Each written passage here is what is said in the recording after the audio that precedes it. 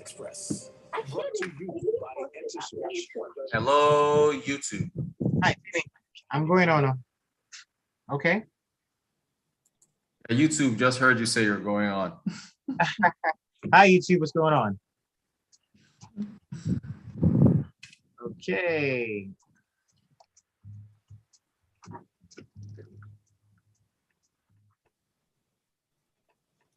Good morning once again. Welcome to Smooth 98.1. Love music, love life. It's time for Business Express, of course. And yes, Rotus is joining us on the show today, as always. And you can be a part of our conversation. Don't forget, you can reach out to us on WhatsApp platform 0809-444-0981. And also we're streaming live on YouTube. So please head on down to YouTube and be a part of that conversation. It's youtube.com/smooth 981FM Lagos. Today we're talking about the president's busy day in Lagos. Rotus, good morning. Good morning, Kayode. Baker 19. Good to see you again. And, good to be with our listeners and viewers. Yes. It's a raw feed. We're doing it live. Let's go. All right. So like I mentioned, you can send us those messages on the platforms as always. So Rotus, tell us about the kind of day the president had in Lagos yesterday. President Buhari was a busy man. He was a busy man in Lagos City, the commercial capital of Africa's largest economy. He was up and down. First of all, he was in Ibeju, Lekki, at the commissioning the Dangote fertilizer plant. That whole area where the Dangote refinery is, you literally have to take a trip. I haven't been there physically, and I'm waiting to go and visit that place. It's like its own country, all right? It's like its own country. This is the full 650,000 barrel per day facility. Okay. Now, got a fertilizer plant within that facility and a propylene plant as well. All they did was to commission the fertilizer plant. Estimated cost is $2.5 billion for that. Wow. Yeah, it's expensive. That's the estimated cost. It could be more. It's Africa's largest granulated urea fertilizer complex. The capacity is 3 million metric tons per year. I understand as far as usage is concerned, we're doing something like 5 to 7 million metric tons per year as far as fertilizer use. And unfortunately, production is at 1.5 million metric tons. So Dangote is coming in. He's coming in with 3 million metric tons of fertilizer. He says it's his phase one capacity. Later on, they're planning on expanding that capacity to include other grades of fertilizer. Potential export earnings, because it's in that Lekki Free Trade Zone, lots of water, Gulf of Guinea is facing that area. It's going to be able to export to other African nations. Looking at about $400 million in export earnings annually. You need to have seen everybody that was there. It was literally a who's who of the elites in Nigeria. Lagos State Governor Babajide Sanwo-Olu was there.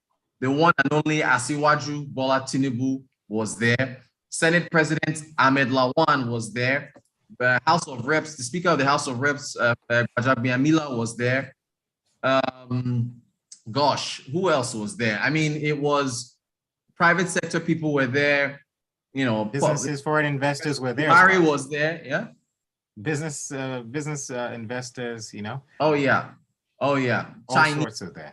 everybody was there. It was star-studded. So the president gets there. He gives Dangote gave a speech. President gives a speech. Sanwo-Olu gives a speech. All types of speeches. But this plant is a central bank governor Godwin Emefiele. He was there as well. He gave a speech as well. So I mean. This is the richest man in Africa. I guess it's only him that can pull all these people together.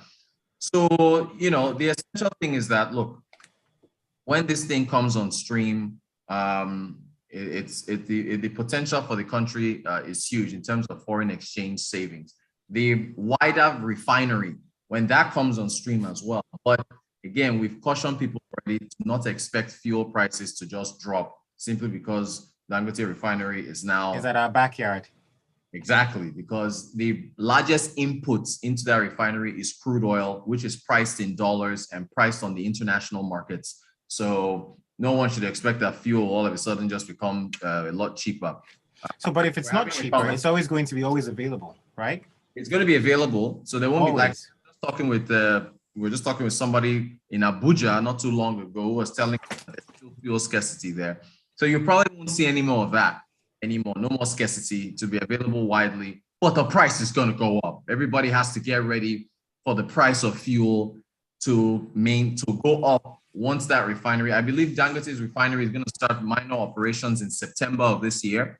So that thing is a game changer. I really you need a helicopter to fly around that place. Drone shots, it is mind-bogglingly big. It's huge. It's okay. It's huge. Well, as expected. I mean, with the way you've described it, with the kind of capacity and the kind of production that's going to be done there, it's expected to be that huge. However, though, I'm sure a lot of people out there are wondering, when is this refinery going to come online? And when are all the other phases, like you mentioned, the fertilizer plant, the propane, other things, when are they all going to come online? So the inauguration for the fertilizer plant or commissioning, that happened yesterday. So we're expecting that to be effective this year. The refinery, he says, partial operations will begin in September or October. Okay. Full operations should begin in 2020. So we should expect 2023. 2023, we should expect things to kick off. So he still needs some time for that to get together. But I mean, look, he has his own power. He brought his own power there to power all operations. The thing is, it really is a mini country. So after President Buhari was done there, he then caught Eagle One, which is his helicopter, and he flew to Ikeja. He flew to the Murtala Mohammed Airport to commission the new international wing of Murtala Mohammed Airport. And this is another thing that's a big project. It was part of a bilateral agreement between the People's Republic of China and the Federal Republic of Nigeria. They gave us some money about 6, 7, 8 years ago that we're supposed to use to commission these new international wings. And this is one of 5. There's another one in Port Harcourt, another one in Abuja. I think in Abuja, they're completed, they've been commissioned, and they're still remaining Enugu and Kano. So he's still going to head over to Enugu and Kano to commission those. But so this new wing, this new airport terminal, it's big, it's large, it's huge. Nothing compared to Dangote Refinery. I mean, that's something on its own. But this is a new international wing that is supposed to take about 14 million passengers per year, 56,000 square kilometers, 66 check-in counters. I think 14 counters for immigration while you're arriving, 28 when you're departing. There's a spa. It has a spa, all right? It has a spa. Yeah, like 4 or 5 lounges. So are we saying this is international standards, like world standards? Well, does it have Wi-Fi? I mean, if you need to be international standards, your terminal has to have Wi-Fi. I'm sure it has Wi-Fi. Yeah, because I wasn't there, so I don't know about the Wi-Fi. I wasn't there. But as you can see, NEPA has struck. This is the life we live out here in Africa's largest economy. So so they're supposed to create about 3,000 direct and indirect jobs. And I think they have prayer rooms. So they really put a lot of money into They have prayer rooms as well. Oh wow. They have prayer rooms. Yeah, it's big time. And there's a lot of spaces for big billboards for companies to make advertisements. So between those two, between the Dangote Refinery and the new wing of the new international wing of the Murtala Mohammed Airport, the president had a busy day. I will add this: Hadi Sirika, in fact, Babajide Governor Sanwo-Olu of Lagos followed Buhari to the airports in Lagos, so he was in both places as well. Hadi Sirika, aviation minister, made a speech before the president spoke. And he talked about the fact that there's still about $281 million trapped in Nigeria due to aviation companies not being able to repatriate their funds. So FX liquidity issues are still there. He also talked about aviation fuel. Diesel is what, 650, 750, 800, pick a number. So aviation fuel is also pretty high. He was asking for the central NNPC to import jet fuel, which is deregulated. It's deregulated, so it is subject to the ups and downs of crude oil. It was a very honest speech from Hadi Sirika Minister of Aviation about the issues facing the aviation sector. But all in all, it was a good day for the president commissioning these projects that have significant impact on the respective economy of Lagos and I guess Nigeria. All right. Thank you so much for that, Rotus. We've got a few messages here. This one from Benga Kamo. He says the Dangote fertilizer plants and refinery remind me of the synergy between South Korean government and the companies like Hyundai and Kia to develop the country and be major players on the international markets. But then what do I know?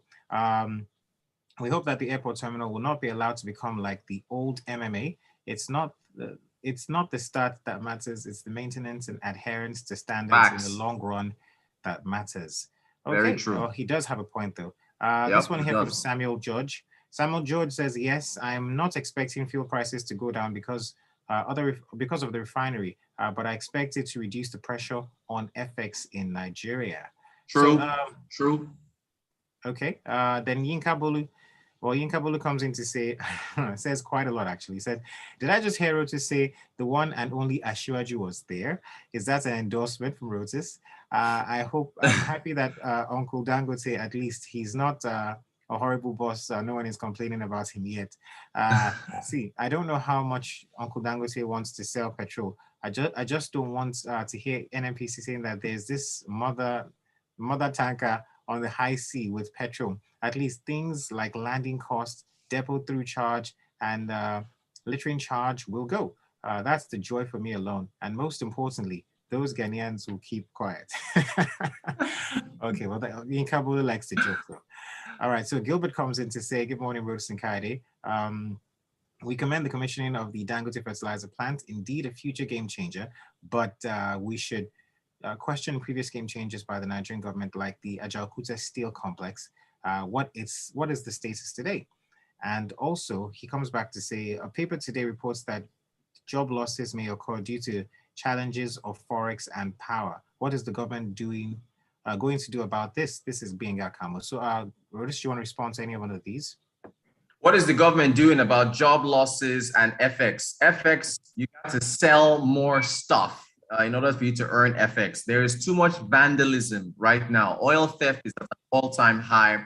Austin Avuru, who is the founding managing director of Seplat Energy PLC, also Tony Lumelu, billionaire businessman, both recently talking about the fact that on Mr. Avuru's part, there needs to be a state of emergency declared for oil theft in Nigeria. Tony Lumelu was saying that how can, the reasons why we're not producing more oil is because of theft. So that's why you're not seeing Nigeria benefiting from oil being above 100 barrels per day, per barrel, excuse me, because, there's so much theft. So until you fix the theft, you won't be able to get more money. So, and then you got to sell other stuff. You got to make other stuff and sell it and earn dollars from there. Job losses, that's the question. We need to get the Minister of Labor and Employment on the show.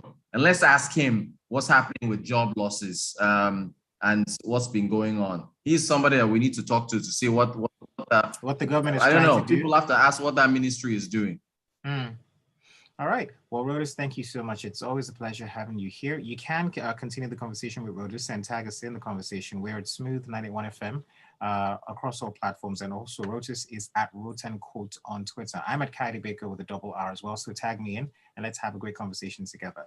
Rotus, thank you. Thank you, Kayode. You take it easy. All right. See you tomorrow. All right. Lagos,